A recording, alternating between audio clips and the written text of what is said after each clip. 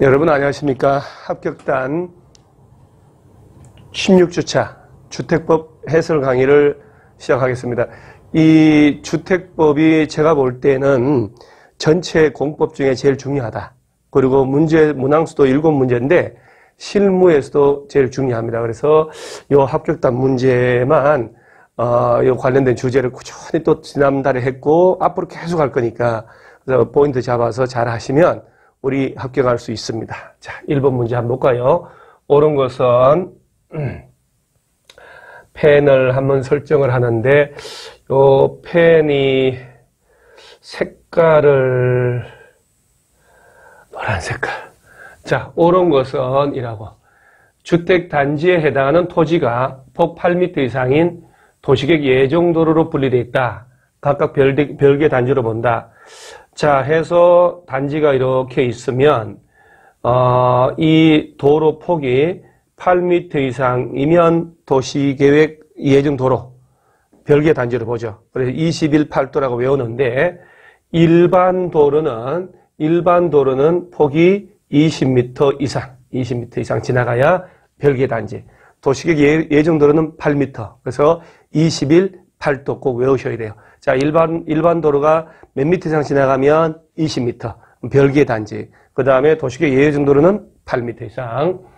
자, 그러면 옳은 것은 1번이 맞고, 자, 단독주택에는 다가구 주택이 포함되지 않는다. 여러분 꼭 명심할 점은 지금 우리가 배우는 것은 주택법이에요. 주택법에서 단독주택은 그야말로 단독주택, 다중주택, 다가구, 즉 공간은 해당하지 않아. 왜 공간에 해당하지 않냐? 주택법은 일반에게 공급을 할 수 있어야 돼요. 공간은 일반에게 공급할 수 있는 게 아니거든요. 따라서 여기는 주택법은 해당하지 않고 얘는 건축법은 포함합니다만, 자, 주택법상 공동주택은 아파트, 연립주택, 다세대주택. 자, 이때도 기숙사 포함하지 않는다면, 기숙사는 준주택이니까. 자, 그래서 문제 풀 때 건축법인지 주택법인지 반드시 구분하고 정리하셔야 돼요. 주택법은 단독주택 3개, 공동주택 3개, 딱딱 길을 모아서 탁탁탁 암기를 하셔야 돼요. 따라서 다가구 주택도 포함이 됩니다. 틀렸죠. 공동주택에는 아파트, 연립, 다세대, 기숙사는 해당하지 않습니다. 자, 뭐 요 정도는 이해를 하셔야 돼요. 또 주택이란 개념도 써먹었는데 세대 구성원이 장기간 독립된 주거생활을 할 수 있는 구조로 된 건축물의 전부 또는 일부를 말하며 그 부속 토지를 포함한다라고 해서 문장을 읽어 놓으셔야 돼요. 자, 주택에 딸린, 단지에 딸린 놀이터, 건생, 유치원, 주민운동, 지역 난방 공급. 자, 이런 것들, 운동시설 이런 거 전부 다 복리시설이지 부대시설이다 그러면 안 된단 말이에요. 따라서 이 정도 문제는 뭐 답이 쉬우니까 풀고. 자, 여기에 실제 시험에 나온 거예요. 우리 중개사 말고. 자, 주택에 해당하지 않는 것을 모두 골라라. 정확하게 공부해 놓지 않으면 쉬운 거라 하더라도 답 찾을 때 순간 헷갈릴 수가 있어요. 자, 주택법은 공간은 해당하지 않는다. 자, 기숙사도 해당하지 않는다. 오피스텔은 당연히 해당하지 않죠. 둘만 주택이에요. 따라서 요 나머지 3개 니은, 미음은 주택에 해당하지 않는다. 그래서 이런 것들은 주는 문제, 보너스. 자, 도시형 생활주택 나오면 일반적으로 도시형 생활주택 딱 나오면 문제 풀기 전에 300세대 미만의 국민주택 규모에 해당하는 도시지역에 건설하는 자, 원룸형 주택, 단지형 연립, 단지형 다세대 주택을 말한다. 이렇게. 그리고 그냥 기계적으로 폼을 딱 잡아서 외워 놓으셔야 돼요. 그러면 이 중에 틀리게 낸다 할 때 원룸형 주택으로 지을 때 당연히 전용 면적으로 50 이하로 해야 되고 하나의 공간으로 하지만 30제곱미터 이상으로 지을 때는 2개 공간으로 구분할 수도 있다. 이렇게 숫자 꼭 2개 암기를 해 놓으시고요. 뭐 특별할 게 없지요. 도시형 생활주택과 그 밖의 주택을 하나의 건물로 지을 수 없습니다만은 원룸형 주택하고 85 초과하는 주택 한 세대를 같은 건물로 짓는다든가 준주거 상업지역 안에 원룸형 주택하고 그 도시형 생활주택 외의 주택을 함께 짓는 건 허용이 돼요. 그런 것들도 연습을 하셔야 돼요. 그래서 안 외워지면 입으로 이렇게 소리내서 이렇게 읽어보셔요. 소리내서 이렇게 떠들면 외워져요. 그러니까 절대로 공부는 눈으로 줄치는 공부만 하지 마시고 입으로 이렇게 떠들어 보시고 이런 식으로 체계를 잡아서 메모하면서 외우셔야 돼요.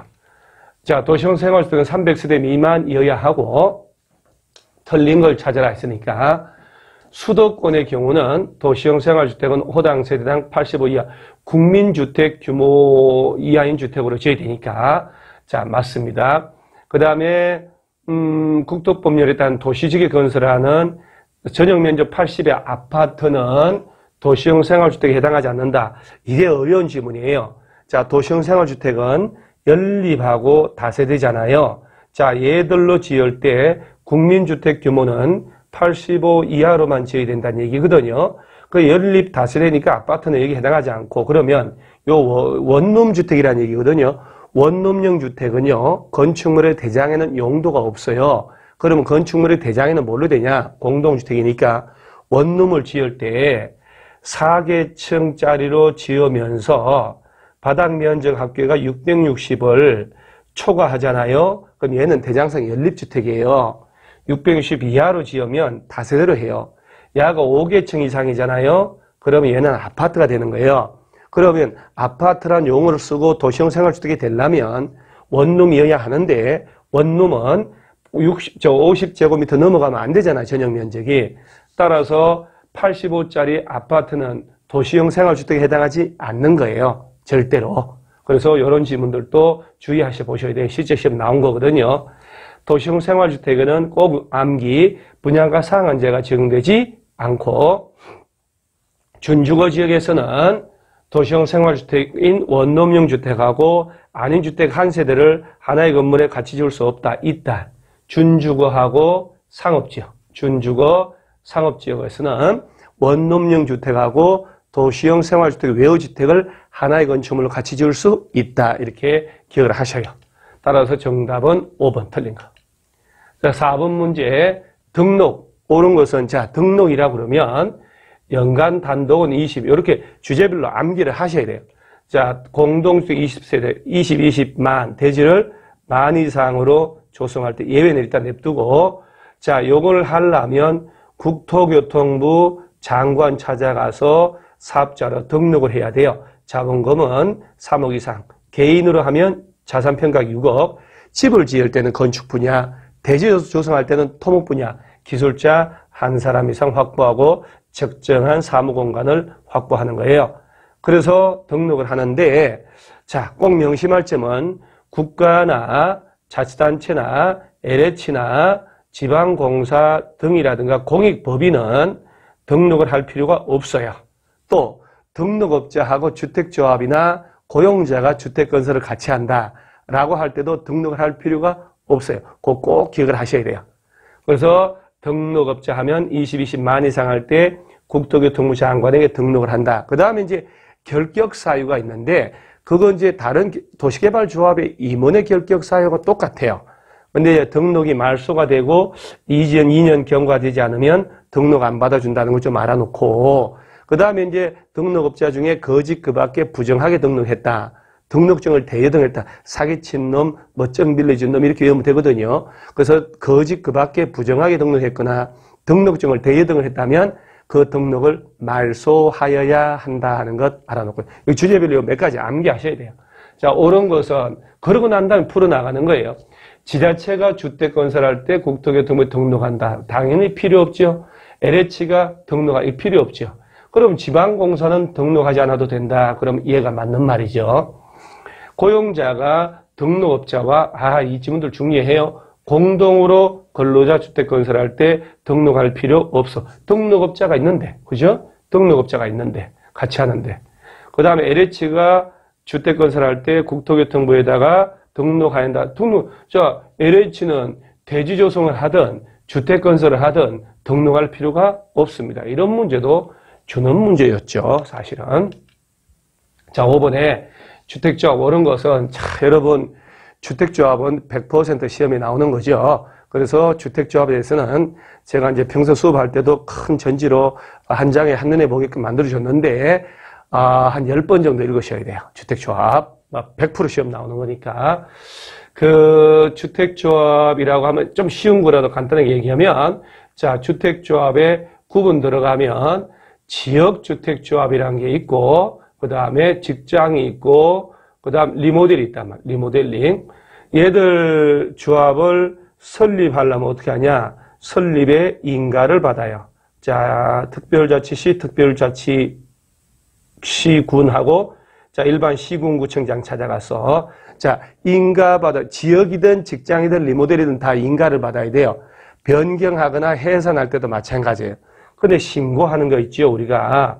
자, 이 중에 국민주택을 공급받기 위한 직장주택조합 만들 때는 신고를 해요. 자, 여러분, 지역이든 직장이든 조합 설립하려면 설립인가. 예외적으로. 국민주택을 공급받기 위한 직장주택조합 만들 때만 신고. 변경, 해산할 때도 신고.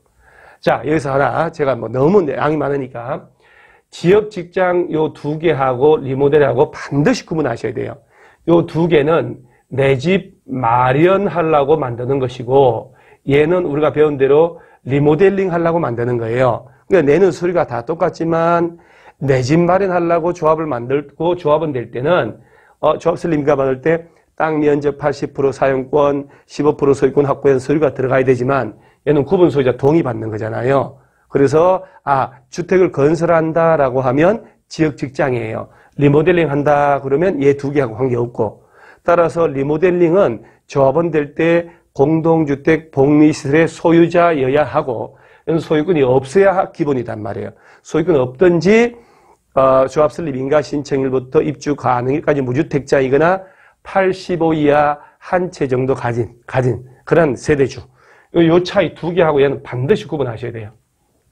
자, 옳은 것은 국민주택을 공급받기 위하여 설립한 직장주택조합을 해산한다. 그러면 인가받는 게 아니고 이때도 신고하는 거예요. 신고. 자, 지역주택조합은 임대주택으로 건설 공급하는 세대를 제외하고, 자, 주택건설 예정세대에서 50% 이상 조합원으로 구성해야 되죠. 최소 20사람 이상이어야 하고, 조합 설립 인가를 받는 날부터 사용검사 받는 날까지. 리모델링 주택조합의 경우는 공동주택 소유권이 수인의 공유에 속한다. 수인 모두를 그러면 안 되죠. 대표 공유자 한 사람만 조합원 자격 주는 거예요.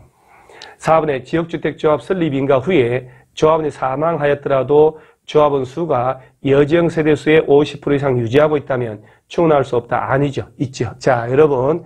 자, 지금 현재 동영상 보신 분. 자, 지역이나 직장은 언제부터 조합원을 교체하거나 신규 가입이 안 될까요? 언제부터? 조합 설립 인가 받은 후부터는 안 돼요.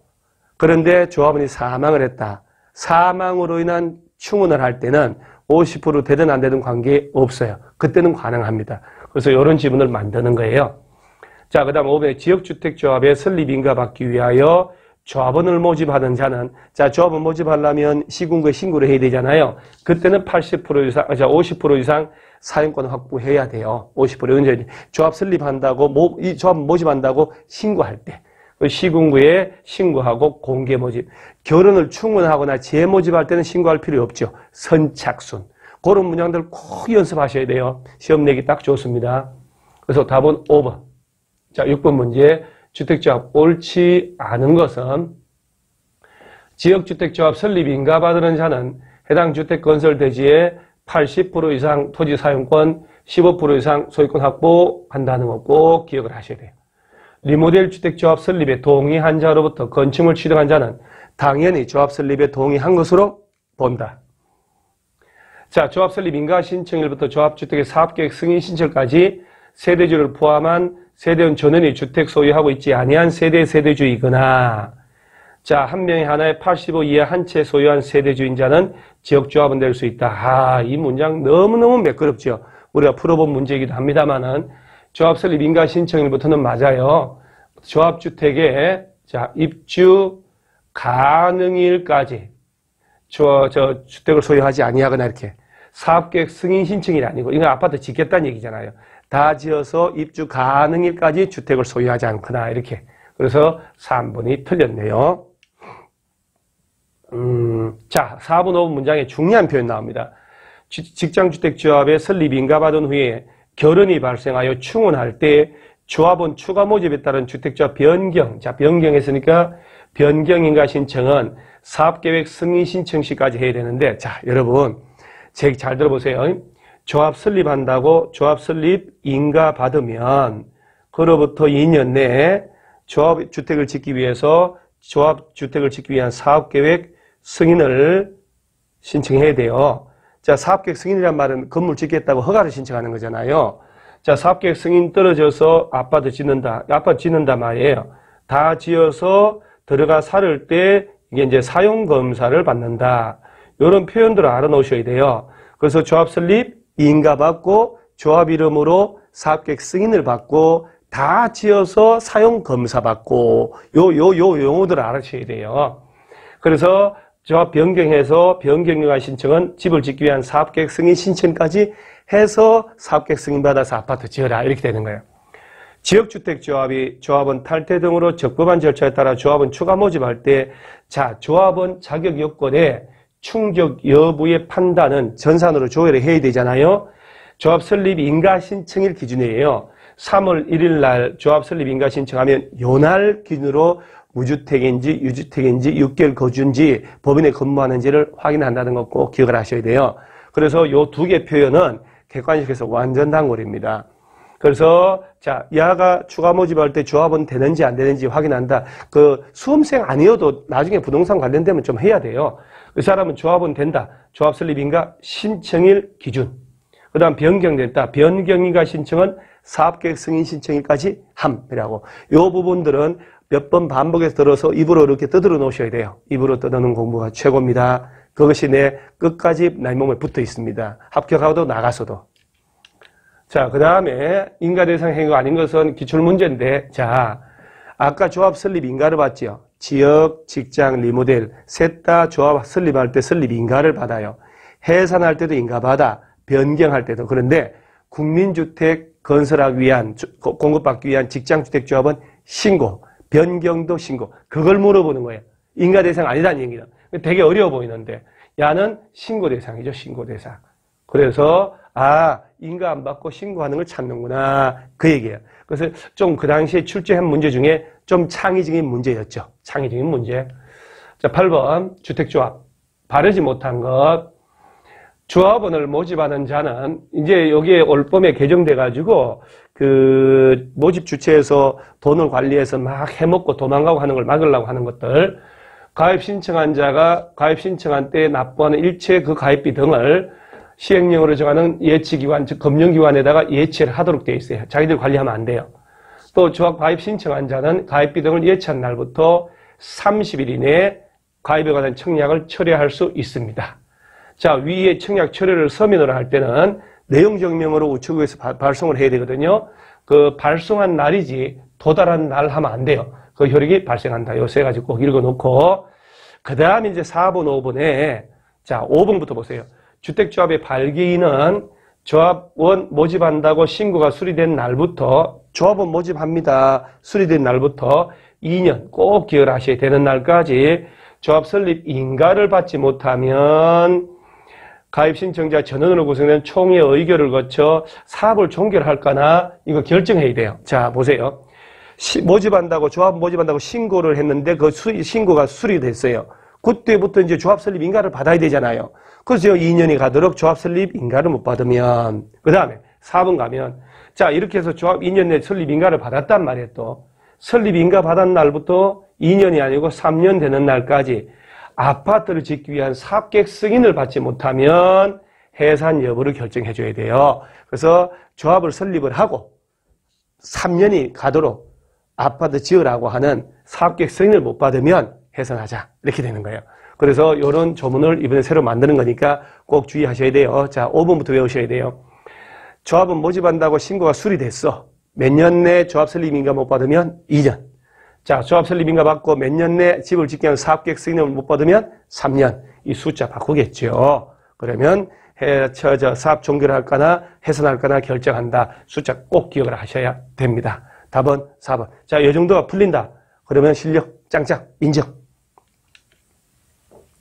자, 지역주택조합 옳은 것은 조합 설립에 동의한 조합원은 조합 설립에 인가가 있어놓은 후에는 자신의 의사에 탈퇴할 수 없다. 왜 없어요? 있지요. 그 다음에 자 여러분 시군구청장은 거짓 그 밖에 부정하게 설립인가 받은 경우에는 주택조합 설립인가를 취소해야 한다. 자 오늘 꼭 진짜 이것만 건져도 우리 주택법에는 조합 설립인가 취소, 사업계획 승인 취소가 나오는데 둘 다 취소하여야 한다가 아니고 임의적 취소 사유, 취소할 수 있다. 취소할 수 있다. 할 수 있다. 그래서 이걸 명심해 두셔야 돼요. 자, 조합이 거짓 그 밖에 부정하게 설립인가 받았다. 명령 처분 위반했다. 그러면 설립인가를 취소할 수 있다. 사업계획 승인 취소할 수 있다. 임의적 사항이다. 근데 시험장 가서 풀 때 이렇게 나오면 아유 잘 안 보여요. 마음이 급해서. 그래서 입으로 외워놓으셔야 돼요. 몸으로 익혀 놓은 것은 급할 때 나오거든요. 주택조합은 시행령으로 정한 바에 따라 회계감사를 받아야 하고 당연하죠. 감사 결과를 시군구에 보고하도록 돼 있어요. 요거 딱 읽어놓고 조합원을 공개 모집한 이후에 조합원의 자격 상실로 인한 결혼을 충원해야 되겠다.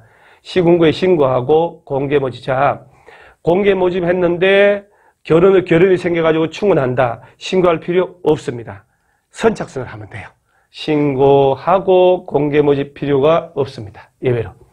조합의 임원이 검고 이상의 행위 실형을 선고받아 당연 퇴직을 하면 그가 퇴직 전에 관여한 행위는 그러면 안 되죠. 3월 1일 날 당연 퇴직 처분되면 그 전에 행위한 것은 소급해서 효력을 미치면 안 되고 그 이후부터만 효력이 없어진다는 것. 이런 것들은 뭐 읽으면 우리가 기본 짬밥이 있으니까.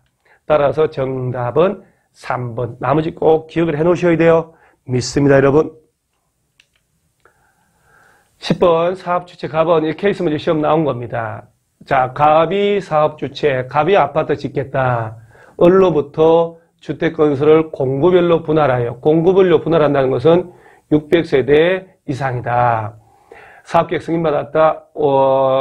틀린 것은 그러니까 이제 갑이 600세대 이상을 짓겠다고 을을 찾아가서 집을 짓기 위한 자 사업계획 승인을 받은 거예요. 이렇게 그러면 사업계획 승인을 하면 을은 물론 승인 신청하면 이것도 외워놓으셔야 돼. 60일 내 승인 여부를 통지해 주고요.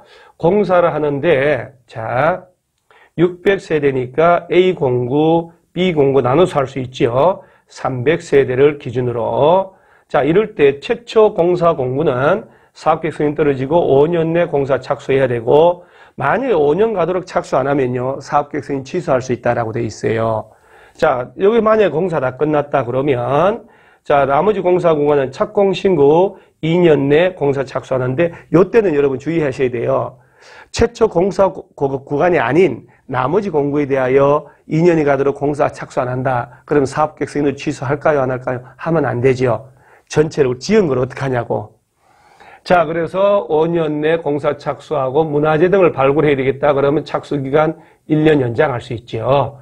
자, 요런 기본적인 좀 시스템을, 문제를 보고 이거 읽기 전에 좀 연습하셔야 돼요. 그리고 사업계획 승인권자 을은 사업계획 승인하면 그 사실을 고시를 다 해야 돼요. 얘들이. 자, 그럼 볼게요. 을은 사업계획 승인에 관한 사항을 고시할 것이고 틀린 걸 찾으라고 이렇게. 자, 이런 문제는 시간이 걸리게 돼 있어요. 그래서 침착하게 사태를 파악을 해놓고 가야 돼요. 갑이 최초로 공사 진행하는 공구 외 공구에서 300세대 이상으로 할 때 600세대 이상의 공구별로 나눠서 할 수 있잖아요. 해당 단지에 대한 최초 착공 신고일부터 2년 지났음에도 사업주체가 공사 시작하지 아니한 경우 을은 사업계획 승인 취소할 수 있다, 없다고 그랬잖아요. 자, 여러분 주의하셔야 돼요. 내가 600세대 짓겠다고 갑이 을한테 사업계획 승인 받았잖아요. 그리고 300세대를 자 정상적으로 착공해서 완공을 했어요. 그러면 두 번째 B 공구를 착공 신고하고 2년 내 공사 들어가야 된단 말이에요. 그 2년 가도록 공사 난다고 600세대 사업계획 승인을 취소해버리면 일부 지은 거 어떡하냐고 이거를 뜯어갈 수 없잖아요. 그래서 이런 경우는 전체적인 사업계획 승인 받은 걸 취소하면 안 된다는 얘기예요. 그래서 2번이 잘못됐어요. 사업계획 승인 취소할 수 없습니다. 갑은 최초로 공사 진행하는 공구 외 공구에서 해당 단지에 대한 최초 착공 신고일부터 2년 내 공사를 시작하는 거 맞거든요. 왜니까, 왜? 요 기간 내 착공 안 한다 하더라도 사업계획 승인 취소할 수 없습니다. 갑이 소송 진행으로 인하여 공사 착수가 이 땅에 대한 소송이 붙었단 말이에요. 소유권 분쟁.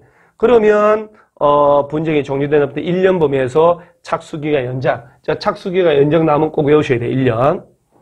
주택 분양을 보정받지 않은 갑이 파산하여 공사 완료가 불가능하면 사업계획 승인 취소할 수 있다. 하야 한다 그러면 안 되고요. 다 맞는 얘기예요. 단. 자, 사업계획 승인 받은 주체가 부도 파산 났거나 경매 공매로 대지의 소유권 날아가면 그 사업계획 승인 취소할 수 있지만 분양 보증을 받으면 굳이 사업계획 승인 취소할 필요가 없지요. 왜? 보증을 했으니까 부도 났더라도 경매로 날아갔더라도 보증한 업체에서 집을 지을 수 있거든요. 그래서 주의하셔야 돼요. 사업계획 승인 취소 쪽에. 그래서 이런 문제가 쉽지 않은 문제인데 읽으면서 내가 답이 딱 보였다. 그 정도 되려면 또 인정. 10번. 자, 11번. 사용검사 틀린 것은, 이건 여러분요. 아까 사업계획 승인받았고 다 지어서 들어가 살으려면 사용 승인이 아니고 사용검사라 해요. 누구한테 가냐? 시, 군, 구청에 가요. 물론 국가나 LH라면 국토교통부 장관에게 갑니다만은 사용검사는 15일 내에 완료하라라고 했어요. 이 정도는 암기해놓고 사업계획 승인 조건의 미이행 등의 경우는 공사가 완료된 주택에 대하여 동별로 사용검사 받을 수도 있습니다. 답은 1번 나왔네요. 자, 그 다음에 나머지는 특별할 게 없고, 자, 4번 사용검사는 신청일부터 15일 내에 한다는 꼭 외워놓으시고요. 자, 그 다음에 5번 공동주택이 동별로 공사가 완료되고 임시사용 승인 신청이 있는 경우에 대상주택이 사업계획 승인 내용에 적합하고 사용에 지장이 없는 때는 세대별로 임시사용 승인. 자, 꼭 주의할 점, 공동주택은 임시사용 승인은 동별이 아니고 세대별로 받을 수가 있어요. 자, 109동, 108동 할 때 그게 이제 동이고요. 자, 109동 1301호, 1302호 이게 이제 세대란 말이에요. 그래서 세대별 임시사용 승인. 자, 12번. 공급 옳은 것은, 자, 여러분 주택을 공급할 때 입지자 모집한다고 시군구에 승인을 받아야 돼요. 복리스트는 신고하고. 근데 국가나 지자체, LH 지방공사 또는 국가 등의 50% 초과에 출자한 부동산 투자회사가 모집할 때는 승인 같은 거 안 받는다는 거 꼭 기억을 하셔야 돼요. 자, LH가 모집할 때 신고한다, 복리시설 필요 없죠. 지방공사가 사업주체로서 얘는 이제 입주자 모집 공고 승인 받지 않으니까 견본주택을 모델하우스를 건설할 때 마감자재 목록표 영상 촬영물을 시군구에 제출해야 돼요. 그건 사용검사하고 2년 이상 보관을 해야 되죠. 자, 그 다음에 관광특구에서는 50층 이상, 공동주택은 분양가 상한제 적용 안 받죠. 50층 이상이거나 150m 이상인 아파트는 분양가 상한제 안 받습니다. 자, 4번에 공공택지 외 택지로서 분양가 상한제가 적용된 지역에서 공급하는 도시형 생활주택은 분양가 상한제 적용 안 받죠. 이건 꼭 기억을 하셔야 돼요. 분양가 상한제 안 받습니다. 자, 그 다음에 분양가 심사위원회는 시도지사가 아니고 시, 군, 구에 두고 사업계획 승인증이 있는 날부터 20일 내에 설치 운영해야 됩니다. 답은 쉬운데 2번인데 나머지 틀린 걸 봐놓으셔야 돼요. 13번 주택의 공급 분양가격 오른 것은, 자, 분양가 상한제 적용 주택의 분양가격은 택지비하고 건축비로 구성이 되는 건 맞습니다. 자, 그 다음 보세요. 지방공사가 사업주체로서 입주자 모집한다, 시군구 승인 안 받아도 되죠. 국가, 지자체, LH, 지방공사는 안 받습니다. 자, 사업주체가 복리시설에 입주자 모집을 할 때는 시군구로에 가서 신고. 복리시설은 신고. 보통의 공동주택은 입주자 모집한다고 승인. 사업주체가 공공택지에서 공급하는 분양가 상한제 적용주택에 대하여 입주자 모집 승인을 받았을 때는 분양가 공시해야 됩니다. 해야 된다는 거. 관광특구 나오면 50층, 150m 이상 공동주택은 분양가 상한제 관계 없다는 것도 좀 알아놓으시고요. 이런 것들은 요 지문 틀리는 걸 알아보는 게 더 중요한 거예요. 답 1번보다는 나머지 것들을 틀린 걸 알아놔야 된다. 나왔던 게 계속 나옵니다, 여러분. 나왔던 게 계속 나옵니다. 자, 이게 이제 건설회사 사업주체가 입주자 모집한다고 승인 받았을 때부터 뭐 저당권 설정 등기 하지 마세요. 부기 등기 미리 해놓으세요 하는 거 제대로 이해해 놓으셔야 돼요. 옳은 것은 주택건설 사업주체로서 자, 이 주택조합이라고. 자, 요거는 우리가 좀 색깔을 좀 뭔가 빨간 걸로 한번 해볼게요.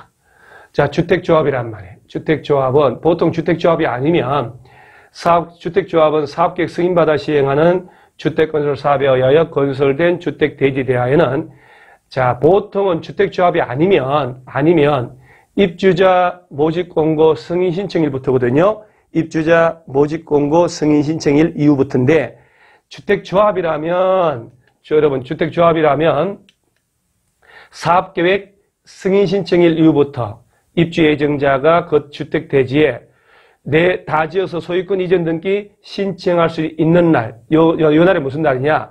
입주 가능일이라고 해요. 입주 가능일 이후 60일까지 기간 동안에 입주 예정자 동의 없이는 해당 주택이나 대지에 대하여 전세권 설정, 지상권 설정, 임차권 설정 이런 거 해서는 안 돼요. 저당권 기타 등기 하지 마시오 하는 거예요. 저당권 기타 등기 하지 마시오. 그 기타 등기는 전세권, 저당권, 지상권, 임차권 다 포함해요. 자, 그리고 원래 건설회사는 입주자 모집공고 승인신청일인데 주택조합이라면 사업계획 승인신청일. 그 다음에 내 명의로 등기 신청할 수 있는 날 이후 60일인데 이걸 다시 얘기하면 입주 가능한 날 이후 60일이에요. 저당권 기타 등기 하지 마시오. 집을 짓는 대지에는 여기다가 대지에다가 입주자 모집만 승인 떨어져서 아파트 짓는단 말이에요. 대지에는 입주자 모집 공고 승인 신청과 동시에 압류 같은 거 못한다고 부기 등기를 걸어놓고 완공된 주택은 보전 등기 신청과 동시에 부기 등기를 해야 된다는 것 좀 알아놓고요. 따라서 요 정답은 1번이죠. 1번. 똑같은 문제인데 이런 문제를 써먹은 거예요. 자, 주택분석 사업주체가 입주 예정자 동의 없이 할 수 없는 행위 관련된 내용이다. 저당권 기타 등기 하지 마시오 이런 거거든요. 사업주체는 주택건설 사업에 의하여 건설된 주택대지에 대하여 입주자 아까 나온 거예요. 모집공고 승인신청일 이후부터 입주 예정자가 주택대지에 소유권 이전 등기 신청을 할 수 있는 날 이후 60일. 요게 이제 요 날이 입주 가능일이거든요. 입주 가능일 이후 60일까지 기간 동안 입주 예정자 동의 없이는 해당 주택 및 대지에 저당권, 뭐 전세권, 무슨 또 임차권, 지상권 이런 거 설정하는 행위를 하여서는 안 된다 이렇게 요래 놓고 자 A 주택조합 자 아까 주택조합이라면 입주자 모집공고 승인신청일이 아니고 자 아까 문제를 보세요. 사업계획 승인신청일이었죠. 자 사업계획 승인신청일 주택조합이라면 주택조합이 아니면 입주자 모집공고 승인신청일 쉽지 않은 문제단 말이에요. 자 그러면 이렇게 문제를 냈는데 조합이 2018년 9월 3일 날 사업계획 승인 신청하여 9월 17일 날 승인받은 경우는 그 기억에 해당하는 날짜는 사업계획 승인 신청일이니까 9월 3일이고 미연에 들어갈 숫자는 60일. 자, 입주 가능한 날 이후 60일. 자, 디귿에는 저당권뿐 아니고 등기된 임차권도 포함이 돼요. 저당권 설정하지 마라. 전세권, 임차권 이런 거 설정하지 마세요 하는 거. 자, 소유권 이전 등기 신청할 수 있는 날이란 입주한 날이 아니고 입주 가능한 날을 말합니다. 그래서 답은 4번인데, 자, 이 문제가 뭐 5번 한번 읽어보시는데, 자, 결코 쉽지 않은 문제예요. 그래서 문장으로 외우셔야 돼요. 저는 뭐 대가리 따서 외우는 게 아니라 자꾸 문장 속에서 외우거든요. 그래서 문장 속에 법조문 속에서 외워서 통달을 해놓으면 아무리 어렵게 나오더라도 기본 점수 나옵니다. 그래서 요령껏 하면 안 되고, 자, 정석으로 하셔야 돼요. 정석으로. 이런 문제 나올 때, 이게 교과서 한번 찾아보고 자세히 한번 하셔야 돼요. 정답은 4번이죠. 16번. 공급질서 교란을 방지하기 위해 금지된 행위가 아닌 것은 저당 상속하고 저당은 허용되니까 그것은 뭐, 너무 쉬운 얘기죠. 17번. 자, 또 요거 바꾸고요. 투기과열지구. 옳은 것은 여러분 꼭 명심할 점이 그 분양가 상한제 적용 지역은 국토교통부 장관, 조정대상 지역도 국토교통부 장관. 저 투기과열지구. 저 투기과열지구는 두 마리 치킨, 두 마리 치킨. 국토교통부 장관 또는 꼭 외워놓으셔야 돼. 시 도지사가 투기과열지구 지정하는데 장관이 지정 의견을 듣고 미리 자 시도지사가 해당 지정하려면 장관하고 높은 사람하고 협의하고 이런 것도 외워놓으셔야 돼요. 그러면 투기과열지구 지정되면 자 입주자로 선정된 날부터 쭉 해서 다 지어서 내가 잔금 치르고 내 명의로 이전 등기 마칠 때까지 기간 동안 분양권을 못 판다 이렇게 아셔야 돼요. 5년 넘어가면 5년 넘어서 제한을 하면 안 되죠. 자, 국토교통부 장관이 옳은 겁니다. 투기과열지구 지정 해제할 때 시군구랑 협의한다 아니고 시도지사의 의견 한번 듣고 가볍게 투기과열지구 지정 이후에 해당 지역 주택가격이 안정되어 지정사유가 없어지면 해당 지역에 거주하는 법령에 정한 수 이상의 토지 소유자들이 동네 아저씨들이 가서 시도지사에게 해제 요청하는 이건 말이 안 되는 거고 그래서 지자체 시도나 시군구는 장관 시도지사한테 해제 요청을 할 수가 있어요. 저희 소유자들이 가서 우리 동네 주민들이 가서 풀어주세요 할 것 같으면 지금 서울시민 전체 찾아갔을걸요. 서울시 전체가 투기과열지구인데 말도 안 되죠. 자 1년마다 자 3번 맞는 말이에요. 꼭 외워놓으세요. 유지 여부를 재검토한다는 것 장관은. 자 4번에 투기과열지구에서 제한되는 전매 행위는 상속을 포함하면 안 되죠. 상속은 돌아가시는데 말도 안 되죠. 나머지 것들. 투기과열지구에서 주택 입주자로 선정된 지위는 이혼으로 배우자에게 이전 불가피하다고 사업주체 동의받은 경우도 전매할 수 없다. 이게 말이 안 되죠. 자 이혼으로 인한 배우자 이전은 가능하고 이혼하지 않더라도 배우자인 상태에서 그 분양받은 지위를 또는 주택의 일부를 전매하는 것. 이때도 사업주체 동의를 받아야 됩니다. 그래서 이런 문제 정도는 연습하셔야 돼요. 실력 없으면 안 풀립니다. 전매행위 제한. 옳은 것은 제한되는 전매는 매매 증여는 금지됩니다만은 상속은 금지할 수가 없죠. 사실은. 투기과열지구에서 건설 공급되는 입주자로 선정된 지위 전매 제한 기간은 입주자 모집을 하여 입주자로 선정된 날부터 5년간이 아니고 자 간단하게 입주 후 전매다 이렇게 알면 돼요. 등기하고 입주하는 게 원래 순서는 그렇거든요. 그래서 내 명의로 등기할 때까지 못 파는 거예요. 등기를 하게 되면 나의 재산권의 대상이기 때문에 입주권 즉 분양권이 아닌 걸로 되는 거예요. 그래서 이런 식으로 실질 시험에 내요. 그러면 틀려요. 자, 그래서 내 명의로 잔금 치르고 등기할 때까지 분양권을 못 판다. 등기해버리면 분양권 자체가 존재하지 않는다. 이렇게 아셔야 돼요. 그 다음에 상속에 따라 취득한 주택으로 일부가 들어가면서 파는 것은 안 돼요. 전원 들어가면 전매할 수 있다. 일부가 아니고. 사업 주체가 전매행위가 제한되는 분양가 상한제 적용주택 공급하는 경우에 그 주택 소유권을 제3자에게 이전할 수 없음을 소유권 등기에 부기등기 해줘야 돼요. 그러니까 여러분 만약에 공공택지에서 주변 시세보다 80%도 안 되게 분양가 상한제 아파트를 내가 받았다. 그럼 입주자 선정된 날부터 자 입주자로 선정된 날부터 최장 10년 동안 못 팔아요. 그러면 한 2년 정도 만에 내 명의로 등기를 했잖아요. 그래도 8년 동안 못 판다는 얘기예요. 그럴 때는 이런 거 일정 기간 전매가 제한되는 부동산은요. 아파트는 사업주체가 넘겨줄 때 분양가 상한제 아파트고 최장 10년간 못 파는 거라고 소유권 등기에 부기 등기를 딱 걸어서 넘어갑니다. 그래서 부기 등기를 해줘야 돼요. 전매행위 제한을 위반하여 주택 입주자로 선정된 주의 전매가 이루어진 경우에 사업주체가 전매 대금을 지급하고 입주자로 선정된 지위를 매입한다. 매입할 필요 없어요. 대금. 자, 예를 들어서 전매 제한을 위반했다 그러면 5억짜리면 사업주체가 5억에 해당한 돈 플러스 이자를 지급하면 입주자로 선정된 지위는 자동으로 귀속을 해요. 이거 환매라고 해요. 돈 주고 살 필요가 없습니다. 이런 것들은 뭐 쉬운 얘기죠. 이런 것들 쭉 한번 읽어서 지문을 천천히 읽어서 반복을 하셔야 돼요. 절대로. 그래서 틀린 부분이 있으면 천천히 막 이 밑에서 막 이게 올라와야 돼. 내가 이거 왜 틀렸지 하고 막 열기가 올라와서 5번씩 봐야 돼요.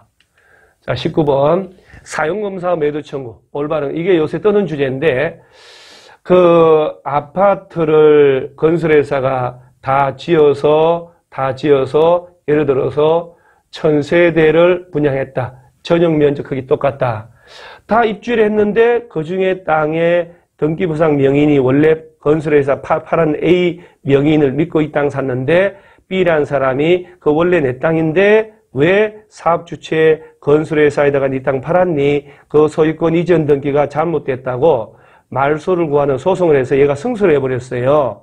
그러면 입주자들은 황당한 게 다 지어서 입주를 해서 살고 있는데 자기들 땅의 일부가 소유자 달라졌으니까 이 사람이 어떤 요구를 하더라도 입주자들은 다 따라가야 돼요. 그래서 이 사람들은 그 실소유권 회복환자 찾아가서 그 땅 우리 입주자들한테 팔아주세요. 이게 매도 청구예요. 자, 이 사람이 승소한 날부터 2년 내 행사해야 되고 전체 면적 5% 미만이어야 되고 이 사람이 순순히 안 팔면 4분의 3 이상 동의해서 소를 제기할 수 있고 그때 승소하면 입주자 전체 승소한 효력이 미치고 그 비용을 전부 건설회사에 가서 구상권에 행사할 수 있어요. 시가로 사야 되고. 자, 그러면 올바른 것은 이런 문제는 풀려야 돼요. 공시지가가 아니고 시가. 면적이 5% 미만일 때만 소송을 할 때는 매도 청구에 관한 소송에 관한 판결은 소유자 중에 매도 청구에 관한 소송을 제기한 당사자에게만 들어가는 게 아니고 승소한 효력은 입주자 전체 것으로 효력이 들어갑니다.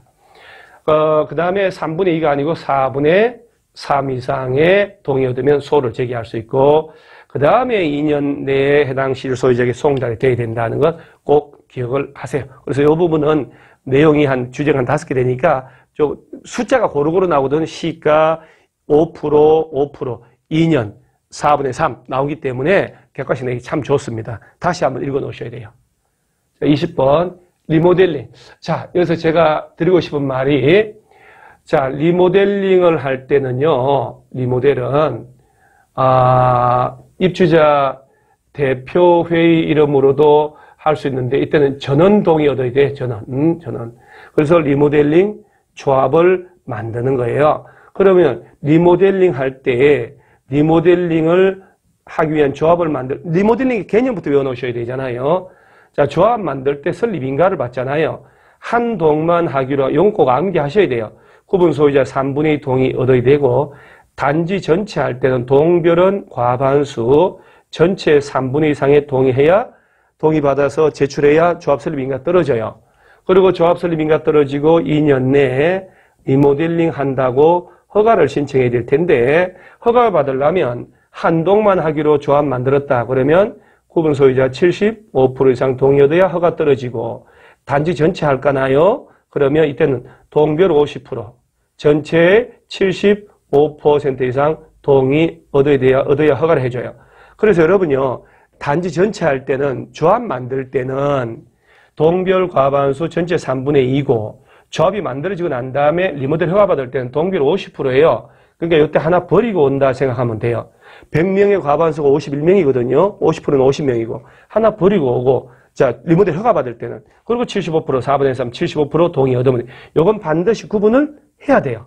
구분을 세대별 전용 면적이 85 미만의 12층 기존 건축물 리모델 조합 설계하여 수직 증축할 때 자 14층 이하는 2개 층만 할 수 있죠. 자 15층 이상은 3개 층까지 위로 올라갈 수 있다는 것. 리모델링 주택조합이 단지 전체 리모델 할 때는 자 조합 2라고 해서 조합 만들었죠. 단지 전체 구분 소유자 전체 동의 얻으라 아니죠. 동별은 50% 전체의 75% 동의 얻어야 허가가 떨어져요. 틀렸죠. 국민주택에 대한 리모델링 위에 조합 설립할 때는 신고한다. 이건 없죠. 국민주택을 공급받기 위한 직장주택조합 만들 때 신고한다는 규정이 있어도 이건 말도 안 되는 거죠. 리모델링 주택조합이 대수선만 하기 위한 리모델은요. 10년 경과한 서류 들어가고 증축을 위한 리모델 할 때는 외우셔야 돼요. 15년 이상 경과한 서류 들어가야 돼요. 자, 리모델링 주택조합이 리모델을 할 때 시군구청장 허가를 받아서 하는 거 맞죠? 허가 받을 때 요 서류가 이렇게 가는 거예요. 이렇게. 허가 받을 때 내는 서류. 이건 조합 설립, 인가 받을 때 내는 서류. 자, 오늘 주택법에서 설명한 20개의 주제는 정말 언제 내도 전혀 이상하지 않은 가장 보편 타당한 주제들이에요. 그래서 이 부분들은 교재 펼쳐서 꼭 확인을 하고 찬찬히 공부를 좀 해 놓으시기 바랍니다. 우리 합격단 꾸준히 하시면요. 정말 공법 도움 많이 됩니다. 이 좋은 제도를 참 활용을 해서 공법 정말 75점 이상 나와야 돼요. 나를 다스려야 뜻을 이룬다. 참 좋은 말이에요.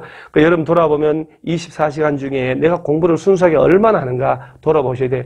그야말로 제가 오버하는 것 같지만 밥 먹을 시간 빼고는 계속 책을 보셔야 돼요. 남은 넉 달 동안. 그래서 충분히 고득점을 합격할 수 있고 늦게 시작하신 분도 마찬가지예요. 나만 중심을 잘 잡고 확실하게 하시면 꼭 점수가 나오고 합격할 수 있습니다. 이게 넉 달 뒤 모습을 표시한 거예요. 꿈속의 상상에서 이렇게 나타난 거예요. 자, 진짜 우리는 합격할 수 있다. 이렇게. 합격단 신청하는 거하고 뭐 다 또 이렇게 낸 겁니다. 이렇게. 합격단 문제집이 다음 주에 2가 나옵니다. 그래서 1, 2를 같이 펼쳐서 책이 너덜너덜 할 정도로 공부를 꼭 해 놓으시기 바랍니다. 그래서 여기까지가 공법이 벌써 2순환 들어갑니다. 자, 그럼 다음 주부터는 제 1장 국토개혁법도 다시 시작해요. 다시. 그러니까 요 다시 시작하는 텀 들어가면 벌써 3바퀴 돌아가요. 그래서 이 합격단이 정말 이런 좋은 여러분한테 도움되는 이런 내용은 없을 것이다. 그래서 우리는 공법으로 디딤돌 삼아서 공인중개사 합격 반드시 한다 생각하시고 구독과 좋아요 꼭 눌러주세요. 다른 데 많이 전파를 해주시고 우리는 합격할 수 있다. 우리는 동지니까.